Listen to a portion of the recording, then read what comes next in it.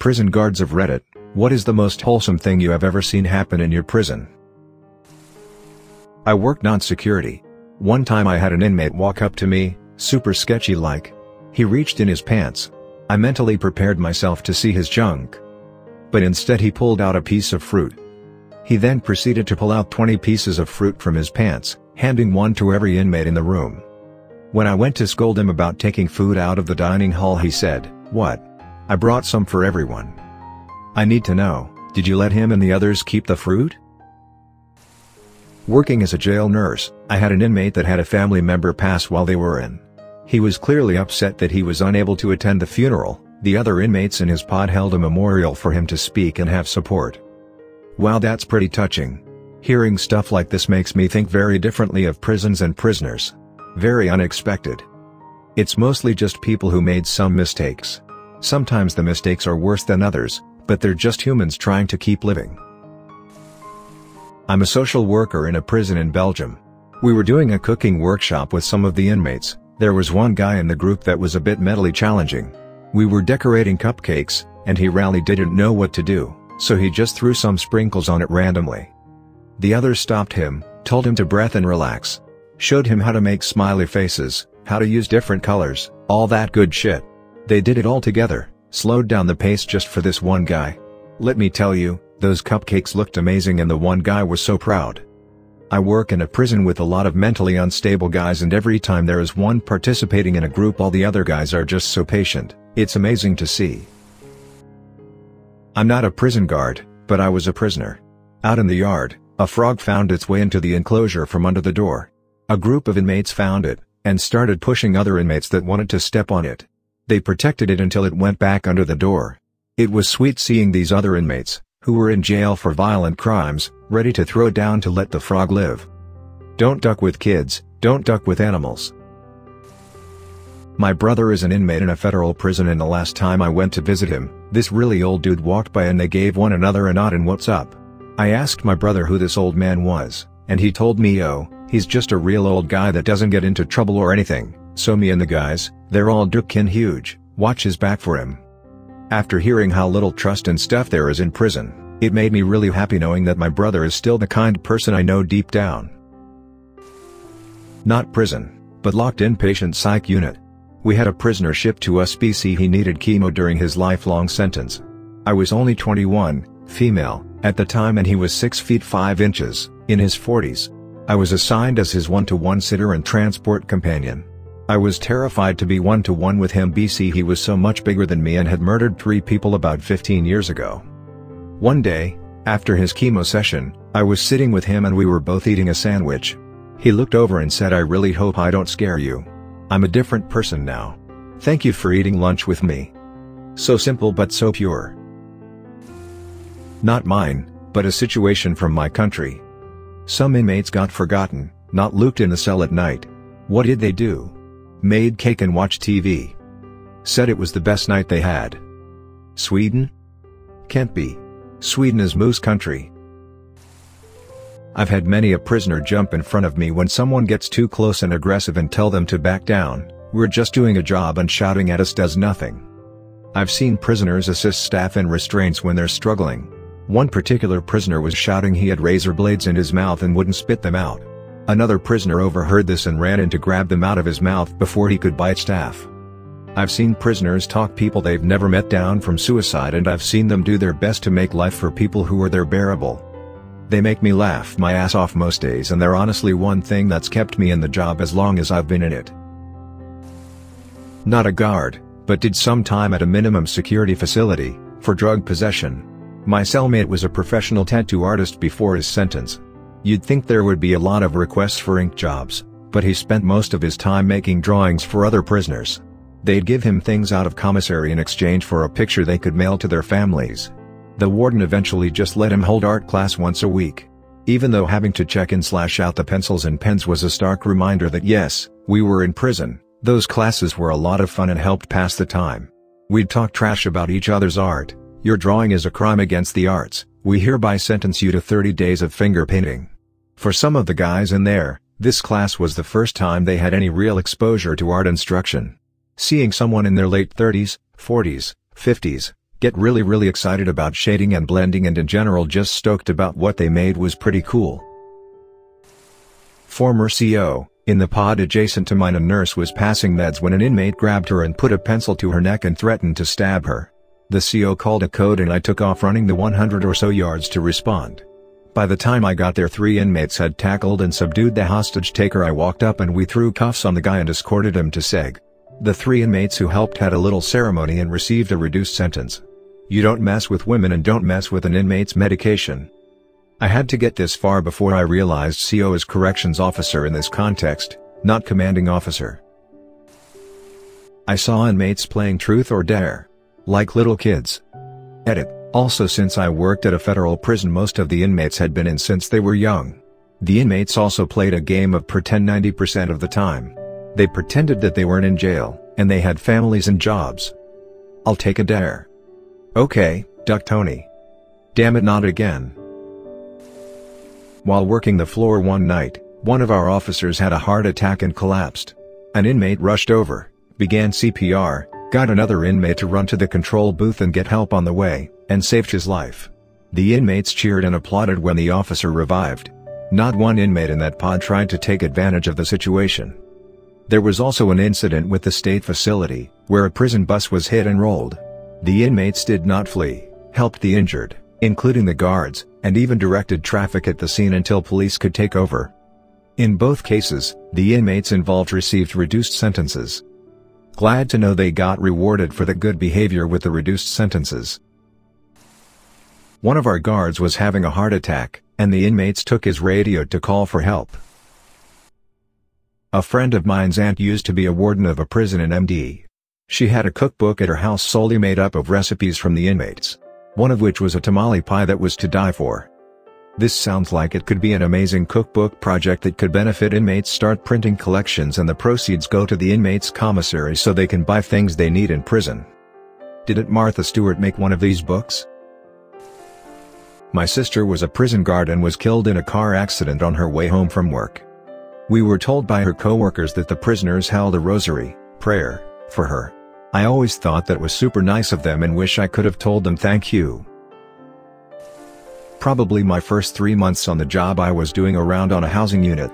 My partner radios me because I was in an inmate's cell, telling me to step out quickly. When I do, I realize he's not looking at me but a floor above and across the unit.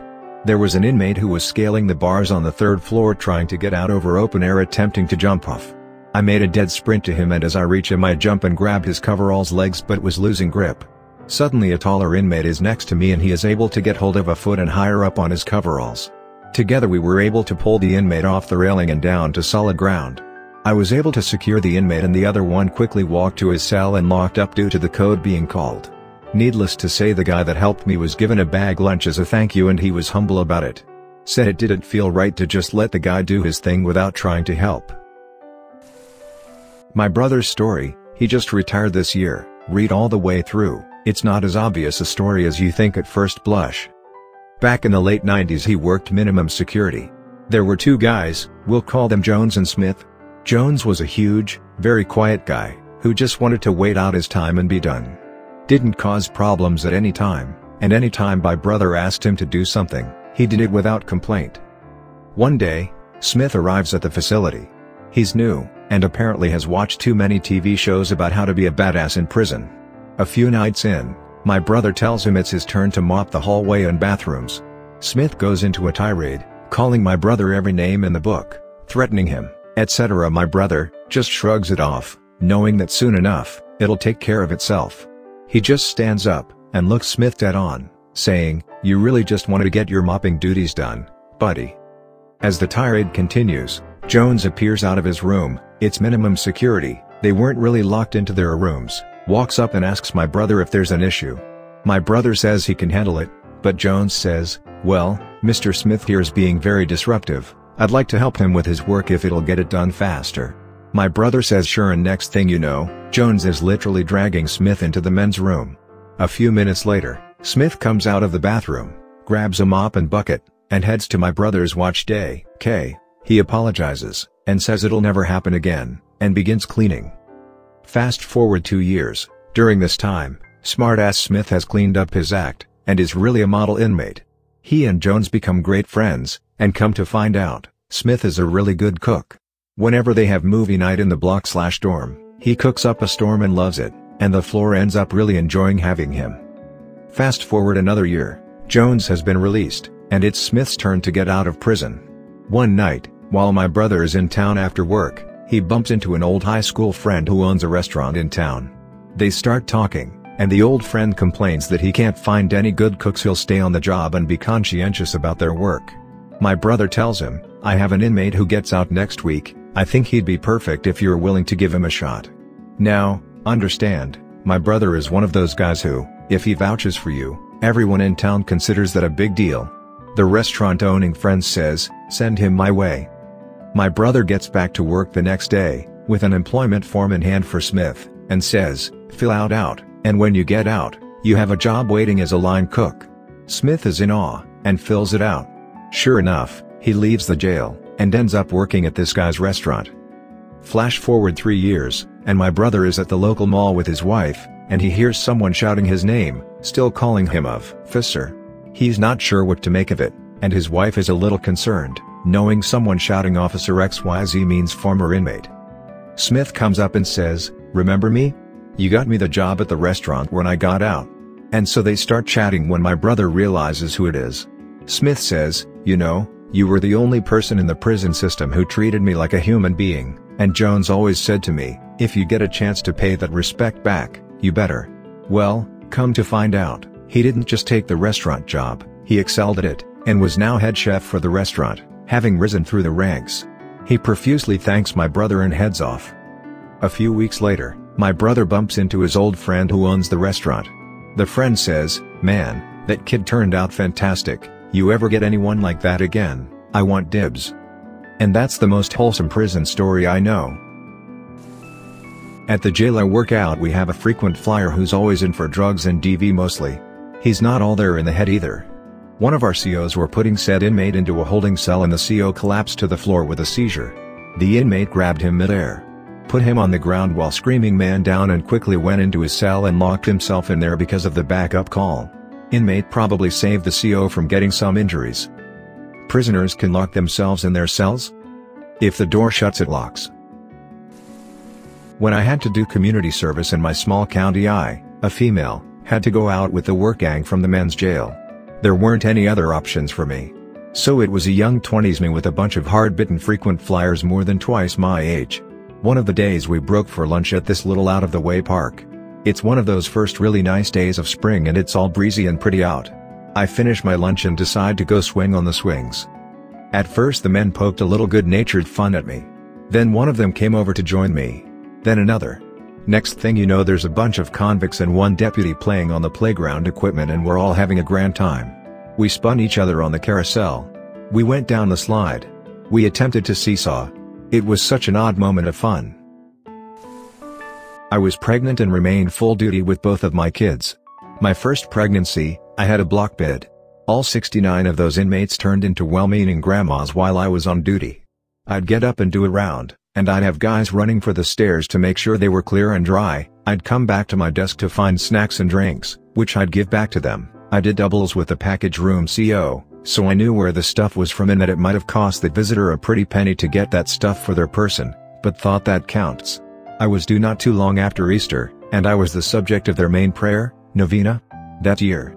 Also, a lot of old wives' tale shit got spouted my way, but again, it was the thought that counted. These guys were also genuinely concerned I would go into labor on the block, and there was some sort of emergency plan the heavy hitters had, should that have happened, involving what each would do, how to get help to the block the fastest, etc. I didn't find that out until about a year ago. My second pregnancy, I changed bids and was now the yard officer, still am.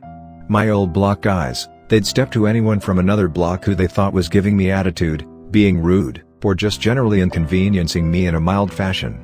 They also stepped to new guys in their block and told them what for. I didn't really know this was happening until much later in my pregnancy, and had to tell them to chill out, as I didn't want them to get in trouble if someone took it out of hand. They also prayed for me again that Easter, but I was asked by the priest that time if I was comfortable with it, which I was. My best friend at work recently had her baby, and her regular inmates fell all over themselves as well. TLDR hardened max security inmates turn into caring and concerned grandmas when their regular officer gets in the family way. Former CO, while I was walking the housing unit hallway doing head count, there was this inmate that was laying on his bunk with his back turned to the door, and when I banged on the door with my mag light, he wouldn't move or raise his hand. I banged. Nothing. I couldn't stop my count, so I continued, after I radioed the sergeant and told him to make contact in the housing unit I was in. The inmates on both sides of the cell of the man that wouldn't turn over began to bang and make a lot of noise to attempt to get him up. You could tell by their expressions that they were worried. I ordered them back to their cells, since it was I doing an active count and they weren't supposed to move from their doorway. Eventually the sergeant came in and shook the inmate awake. Turns out, there was a change in his medicine, and it made him sleep heavy. When he stood up, his neighbors cheered and were visibly shaken. Though those men came from different backgrounds and all have a different story, some form strong bonds with each other. I used to like seeing them interact with each other during the holidays, too. They are aware of their surroundings, but they made the most of it. Thanks for listening to another episode of Reddit X. Subscribe and activate the notification bell so you won't miss any stories. Feel free to share your own stories below in the comments. Have a good day.